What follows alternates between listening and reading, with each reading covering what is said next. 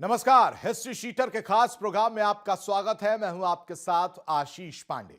आज history sheeter में हम आपको ले चलेंगे इतिहास के उस स्याह पन्ने पर जहां इंसान नहीं, इंसान के भेष में नरपिशाच बन चुका एक हैवान था, जिसकी हैवानियत सुनकर आपकी रूह कांप जाएगी और दिल दहल उठेगा। इस शख्स ने क्रूरता की हर हद पार कर दी थी। इसे सूप पीने का शौक था, लेकिन वेज नहीं, चिकन नहीं, बल्कि इंसानी खोपड़ी का सूप। हां, इंसानों को मारना ही नहीं, उनके सिर उबालकर सूप बनाकर पीना इसकी वहशी आदत थी। कौन था यह नरभक्षी? कहां से आया यह नरपिशाच और कैसे इंसान इतना हैवान बन गया? आज हिस्ट्री शीटर में उस खौफनाक कहानी से पर्दा उठाएं।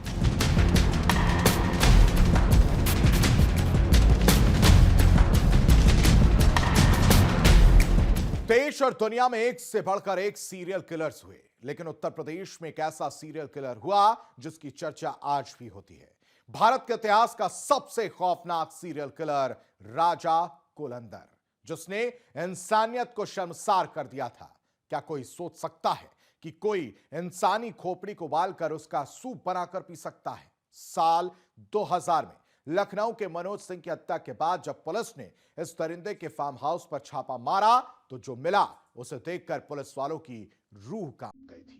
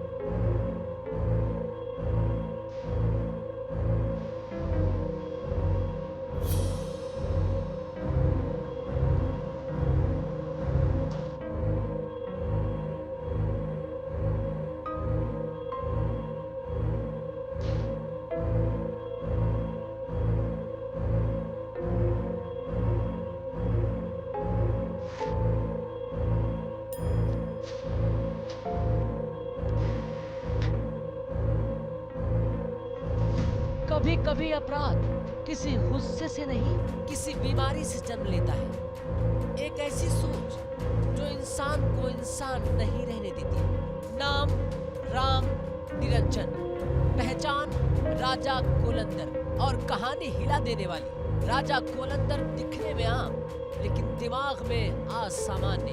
वो खुद को दूसरों से ज्यादा समझदार मानता था और यही भरम धीरे धीरे एक खतरनाक आदत में बदल गई।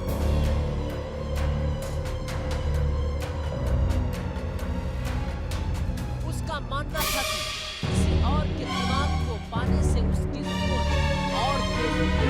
वहीं से शुरू हुआ वहशत का सिलसिला।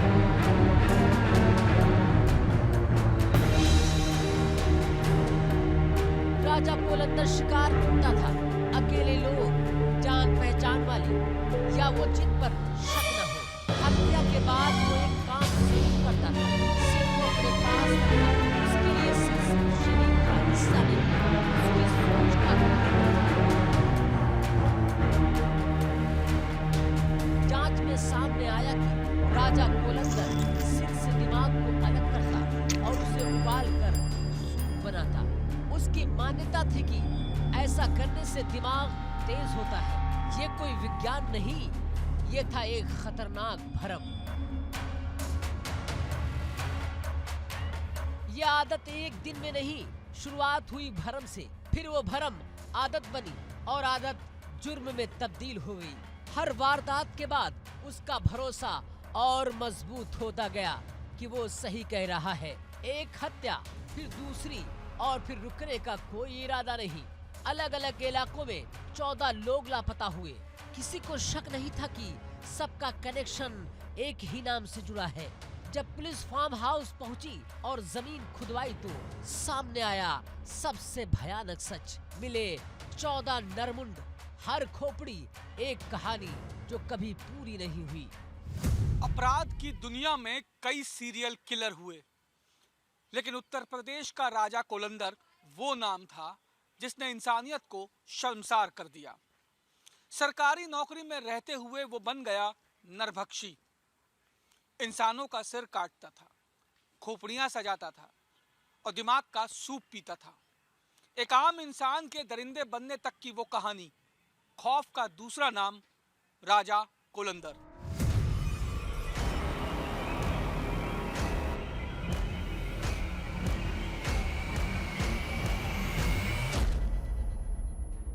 पूछताछ में राजा कोलंदर ने कई वारदातें कबूल की। उसने बताया कि वो अकेला नहीं था, उसका साला हर राज का गवाह था। राजा कोलंदर की कहानी सिर्फ अपराध नहीं, एक चेतावनी है कि जब भरम और वहशत मिलते हैं तो इंसान राक्षस बन जाता है।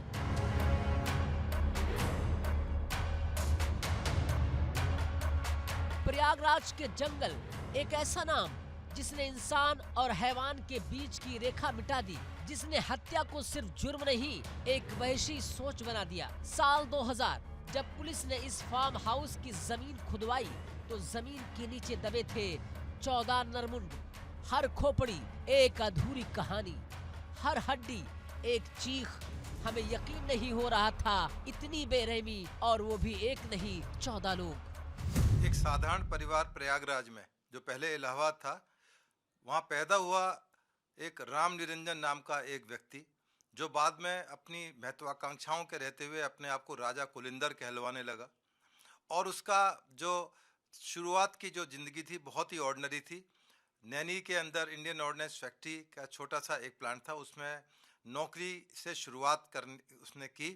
उसके बाद धीरे धीरे उसका झुकाव अपराध की तरफ हो गया और 1990 में उसने पहला ज़िंदगी का अपराध किया।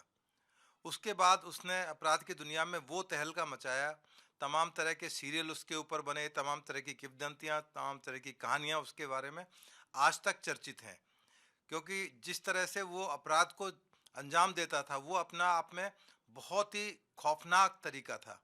जिस तरह निठारी कांड को याद किया जाता है सीरियल किलर के रूप में, उसी तरह से राजा कोलिंदर के बारे में भी तमाम तरह की कहानियाँ, तमाम तरह की बातें प्रचलित हैं।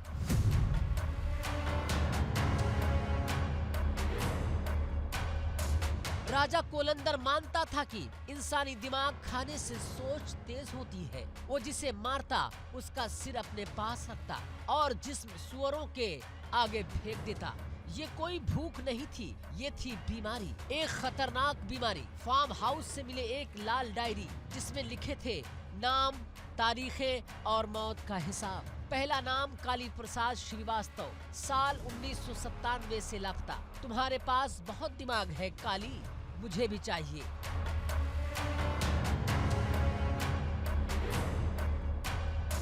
50,000 रुपए का कर्ज, एक बहाना और इंसानियत खत्म हो गई। राजा ने कबूल किया कि उसने सिर्फ खुद नहीं, अपने साले बच्छराज को भी इस वहशत में शामिल किया।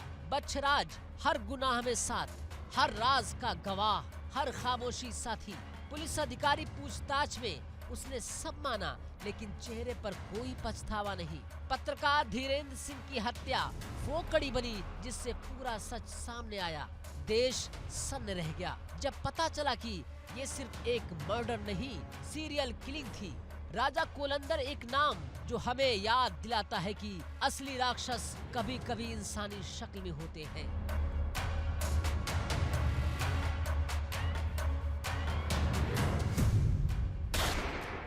साल 2000 जब पत्रकार धीरेन्द्र सिंह की हत्या की पड़ताल करते हुए पुलिस एक डरावनी हकीकत के पास पहुंची। एक ऐसा नाम जिसने इंसानियत को शर्मसार कर दिया, और इस कहानी में शामिल था उसका साला बच्छराज। पुलिस ने दावा किया कि जीजा साले ने मिलकर 1-2 नहीं बल्कि 14 लोगों की बेरहमी से हत्या की थी। मृतकों की खोपड़ी से बना सूप राजा कोलंदर और बच्छराज दोनों पीते थे। उसकी बर्बरता सुनकर लोग हैरान रह गए और उसका हुलिया देखकर लोग उसे नरपिशाच कहते थे। सन 2000 में जब पहली बार पत्रकार धीरेन्द्र अचानक गायब हो जाते हैं और उनकी तलाश होती है, तो तलाश होते होते वो तलाश पहुंचती है, क्योंकि धीरेन्द्र पत्रकार उस समय बहुत मेहनत कर रहे थे अपने प्रोफेशन के अंदर। और इनकी पत्नी जिनका नाम भी इन्होंने फूलन देवी रख रखा था, और यहाँ तक कि इस तरह की मानसिकता डेवलप हो गई थी कि इन्होंने अपने बच्चों का नाम भी जमानत, अपील और इस तरह की चीज़ें उन्होंने कर रखी थी। जमानत, अपील, अदालत, इस तरह की जो मानसिकता उनके साथ डेवलप हुई। और इसी क्रम के अंदर जब धीरेन्द्र की बॉडी अचानक गायब हो जाती है और पुलिस के ऊपर दबाव होता है कि किसी भी तरह पत्रकार धीरेन्द्र के बारे में जानकारी इकट्ठी की जाए, तो तमाम जो कॉल डिटेल्स और तमाम जानकारियां जुटाई जाती हैं, तो पता लगता है कि तमाम का जो केंद्र बिंदु था वो यही राजा कुलिंदर एलियास राम निरंजन थे। बच्छराज को गिरफ्तार करने पर पता चला कि वो हर अपराध में राजा के साथ था, हत्या की योजना में शामिल और बाद में हर अपराध को छुपाने वाला। उस वक्त लोग फार्म हाउस तक जाने से डरते थे क्योंकि पास के संसाधन इतनी भयावहता का सामना नहीं कर सकते थे।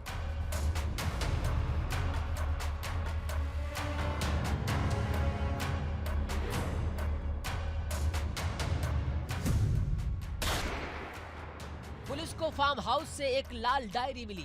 डायरी में थे राज जो किसी की रूह भी हिला सकते थे। पहला नाम काली प्रसाद श्रीवास्तव, वो राजा के साथ काम करता था और 1997 में गायब हो गया। डायरी के आधार पर पूछताछ में राजा ने बताया कि काली प्रसाद का कत्ल क्यों किया गया, क्योंकि उसने 50,000 रुपए उधार लिए थे और समय पर लौटाए नहीं। राजा ने उसे कई बार चेताया, लेकिन जब कोई सुनवाई नहीं हुई तो इंसानियत ने जन्म लिया वहशत में। राजा ने काली प्रसाद का सिर धड़ से अलग कर दिया, फिर सिर को उबालकर सूप बनाया और खुद पिया, साथ ही अपने साले बच्छराज को भी पिलाया। और सबसे भयानक, काली के दिमाग का हिस्सा भी राजा ने खाने की बात कही है, क्योंकि उसके विश्वास में था कि दिमाग खाने से उसका खुद का दिमाग तेज हो जाएगा।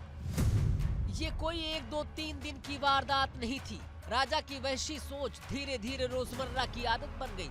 हर हत्या, हर खोपड़ी उसकी लाल डायरी में दर्ज थी। हर बार उसका भरम दिमाग खाने से और मजबूत हो जाएगा, और उसके साले ने हर अपराध में उसका साथ दिया। राजा कोलंदर की कहानी सिर्फ एक अपराध की नहीं, ये चेतावनी है कि भरम और वहशत मिलकर इंसान को नरपिशाच में बदल सकते हैं। 14 निर्दोष लोग, एक लाल डायरी और एक खौफनाक फार्म हाउस, जो हमें याद दिलाता है असली राक्षस कभी कभी इंसानी चेहरे में छिपा होता है।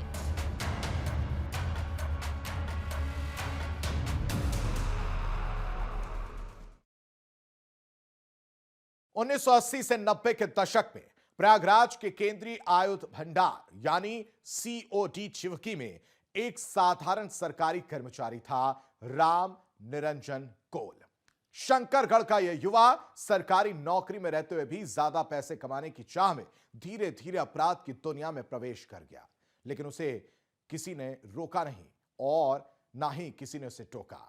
यह आदमी बन गया राजा कुलंदर, एक ऐसा नाम जो सुनते ही रूह कांप जाए।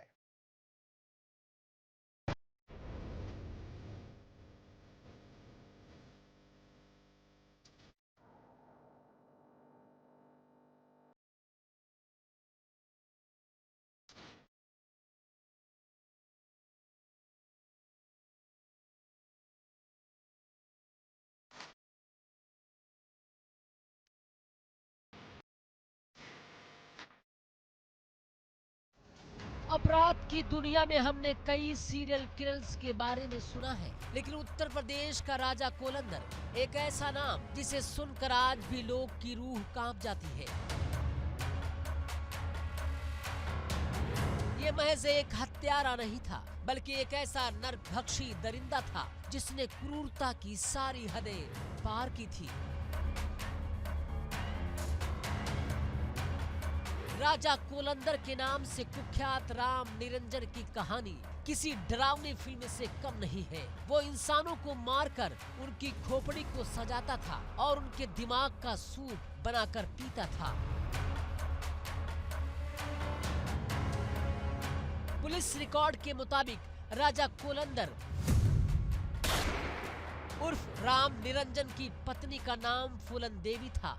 राजा कोलंदर खुद सरकारी कर्मचारी होने के कारण चुनाव नहीं लड़ सकता था, जिसके चलते उसने फूलन देवी को इलाहाबाद जिला पंचायत का मेंबर बनवाया था। फूलन देवी उसकी पत्नी का असली नाम नहीं था, बल्कि ये नाम राजा कोलंदर ने ही रखा था। इसी तरह उसने अपने दोनों बेटों के नाम भी बदल दिए थे। एक बेटे का नाम अदालत और दूसरे बेटे का नाम जमानत रखा था। ये कहानी डर की नहीं, बीमारी की है।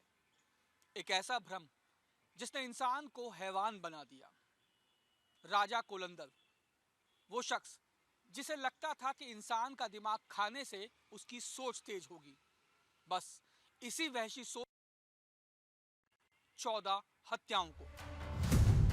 राजा कोलंदर सरकारी कर्मचारी होने के बावजूद पैसा कमाने की चाह में वो अपराध की दुनिया में उतर आया।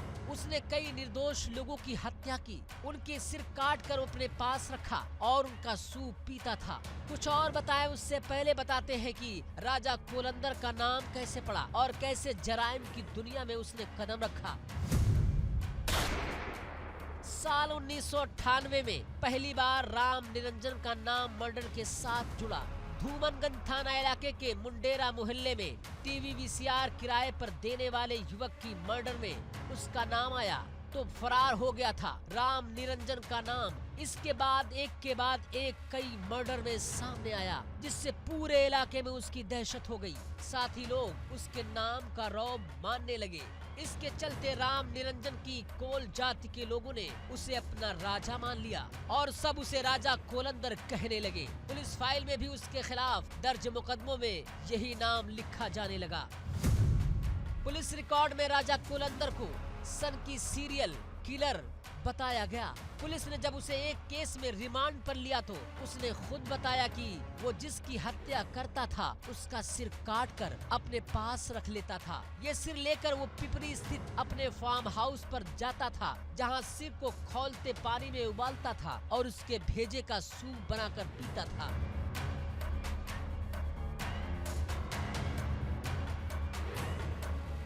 पिपरी के फार्म हाउस को राजा कोलंदर ने सुअर पालने के लिए बनाया था, लेकिन जब पुलिस ने उसे साथ ले जाकर वहां छापा मारा तो जमीन में दबाई गई 14 खोपड़ी बरामद हुए। इन सभी नरमुंड पर मार्कर से उन लोगों के नाम भी लिखे हुए थे जिनकी वे खोपड़ी थी। इसके अलावा 2 लाश भी जमीन से दफन की गई बरामद की गई थी।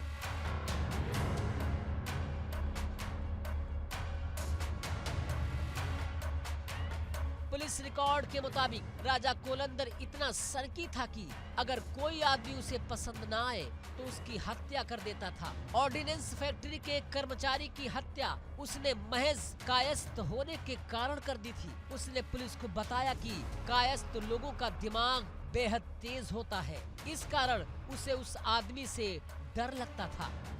देखिए, उसका जो तरीका था, मॉडस ऑपरेंडी था, जो अपना उसका टारगेट चुनने का था, उसकी पहली प्रायोरिटी होती थी श्रीवास्तव, सक्सेना या किसी कायस्थ कम्युनिटी से हो, और वो कोशिश करता था कि अपने सर्किल में हो, कहीं ना कहीं उसका आदमी का बहुत अच्छा प्रभाव हो, जिससे कि उसकी जो मांस है या उसका जो सूप है, उसका जो खोपड़ी का सूप है, उसके दिमागी रूप से बहुत मजबूत बना देगा और उसको कोई पकड़ नहीं पाएगा। तो अपने शिकार की तलाश में वो प्रयागराज के आसपास जितने भी एरियाज थे, या प्रयागराज कहें या गांव के देहात के इलाके कहें, वहाँ पर अपना शिकार चुनता था। इसी क्रम के अंदर उसने 14 लोगों को अपना शिकार बनाया।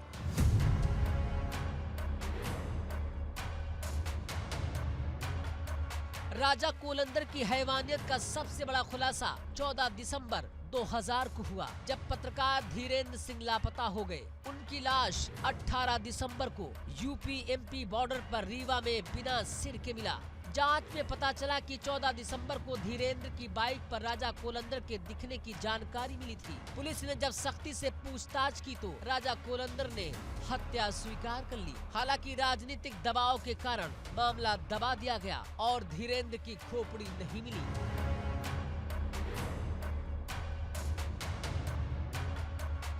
राजा कोलंदर का असली चेहरा तब पूरी तरह सामने आया जब साल 2000 में पत्रकार मनोज सिंह और उनके ड्राइवर रवि श्रीवास्तव लापता हो गए। मनोज और रवि ने 24 जनवरी को 4 बाग रेलवे स्टेशन से 6 लोगों को लिफ्ट दी थी। उनकी आखिरी लोकेशन रायबरेली के हरचंदपुर की चाय की दुकान थी। 3 दिन बाद दोनों के शत विक्षत शव शंकरगढ़ के जंगलों में मिले, लेकिन उनके सिर गायब थे। जांच में राजा कोलंदर और उसके साले का नाम सामने आया। पुलिस ने उन्हें पिपरी फार्म हाउस ले जाकर 14 इंसानी खोपड़ियां बरामद की। इनमें धीरेन्द्र, मनोज और रवि की खोपड़ियां भी शामिल थी। यही वो जगह थी जहां राजा कोलंदर की पूरी सनक और क्रूरता का राज खुला।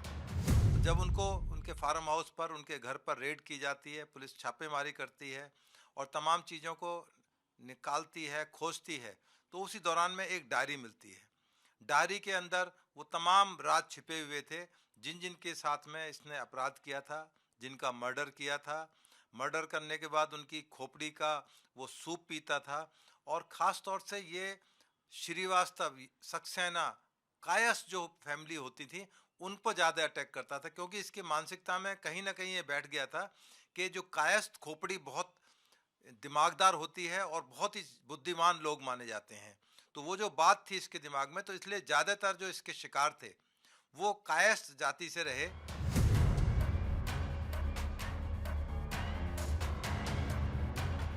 राम निरंजन कोल, जिसे हम जानते हैं राजा कोलंदर के नाम से, एक साधारण सरकारी कर्मचारी से एक नरभक्षी हत्यारे तक का सफर तय कर गया। उसकी सनक, हत्या की मानसिकता और निर्दयता ने न सिर्फ कई जिंदगी तबाह किए, बल्कि पूरे इलाके में आतंक फैला दिया।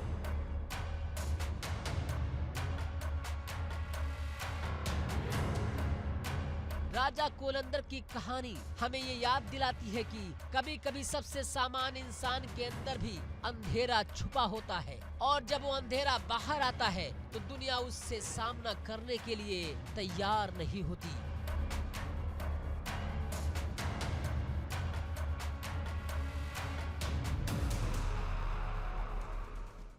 कानून के शिकंजे से कोई भी अपराधी बच नहीं सकता, और यही अंजाम राजा कोलंदर का हुआ। जब कोर्ट ने उसे उम्र कैद की सजा सुनाई तो वो मुस्कुरा दिया, लेकिन ये मुस्कुराहट राहत की नहीं थी। इसके पीछे खौफ छुपा था, एक ऐसा खौफ जो उसकी आंखों में था और उसके गुनाहों की गवाही दे रहा था।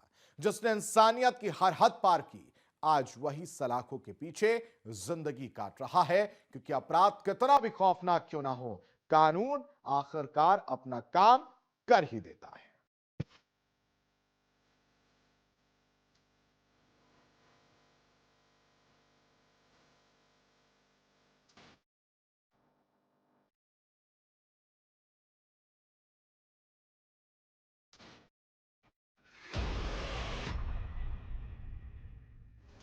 कहते हैं कि कानून के हाथ बहुत लंबे होते हैं, और यही राजा कोलंदर के साथ भी हुआ। एक नरभक्षी जिसने इंसानियत की सारी हदें पार कर दी थी, राम निरंजन कोल, जिसे लोग आज भी राजा कोलंदर के नाम से जानते हैं, उत्तर प्रदेश का सबसे विभत्स अपराधी था।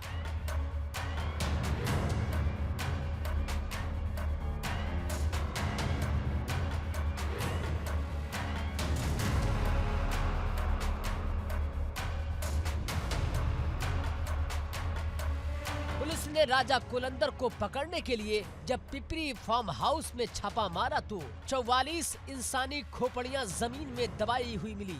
राजा कोलंदर ने बताया कि इन नरमुंडों पर मार्कर से नाम लिखे गए थे। उन्हीं लोगों के नाम थे जिनके सिर उसने काटे थे। लाल डायरी, एक फार्म हाउस और जमीन के नीचे दबे 14 नरमुंड। पत्रकार धीरेन्द्र की हत्या के बाद जब इन्वेस्टिगेशन हुई तो उस इन्वेस्टिगेशन में जो सच सामने निकल के आया, उस सच ने एक सीरियल किलर के चेहरे से नकाब हटा दिया। राजा कोलंदर और उसका साला, वो वहशी दरिंदे जिनका सच जब दुनिया के सामने आया तो उस सच को देखकर पूरा देश हिल गया।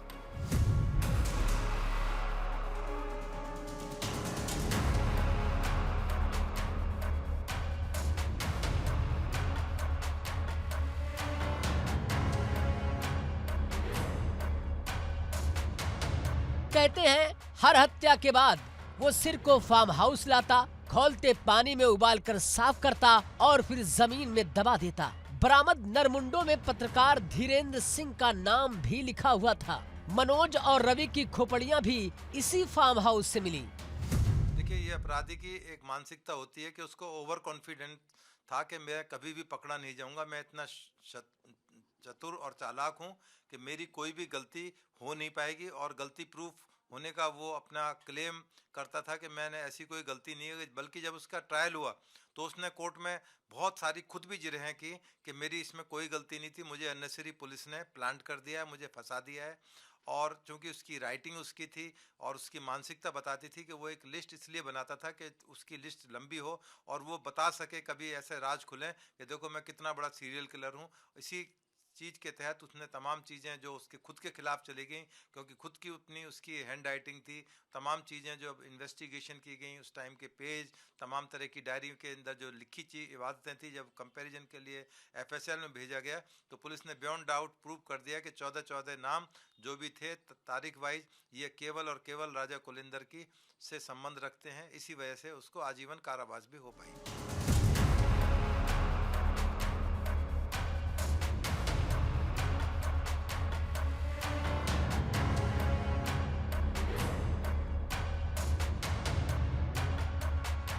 सजा का सबसे बड़ा मामला मनोज सिंह और उनके ड्राइवर रवि श्रीवास्तव की हत्या से जुड़ा।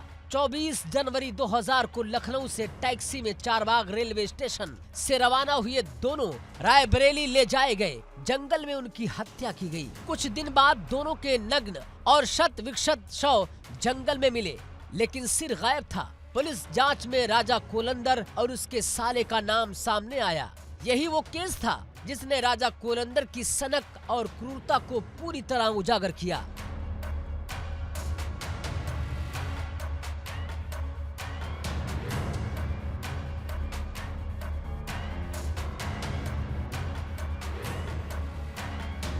राजा कोलंदर के केस की सुनवाई लंबी और पेचीदा रही। मनोज और रवि की हत्या का केस 21 मार्च 2000 को चार्जशीट दाखिल होने के बाद लगभग 13 साल तक फंसा रहा।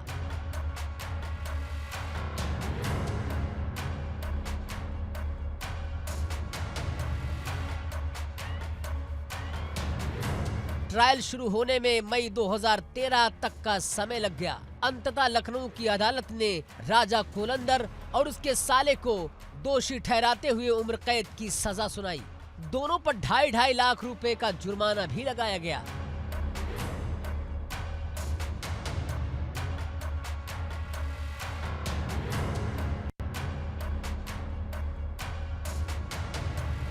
राजा कोलंदर पर कुल 14 हत्याओं का आरोप था। उसकी पत्नी और साले भी इन अपराधों में उसके साथ थे। इस केस ने साबित कर दिया कि कभी-कभी समाज में ऐसे चेहरे भी छुपे होते हैं जिनकी कल्पना करना भी असंभव है, और फिर अपराध चाहे कितना भी लंबा हाथ फैलाए, लेकिन कानून की नजर से बच नहीं पाता।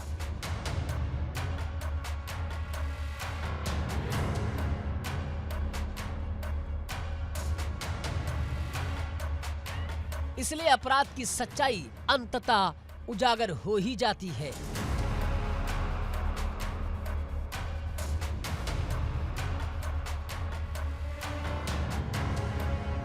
Bureau report, India daily.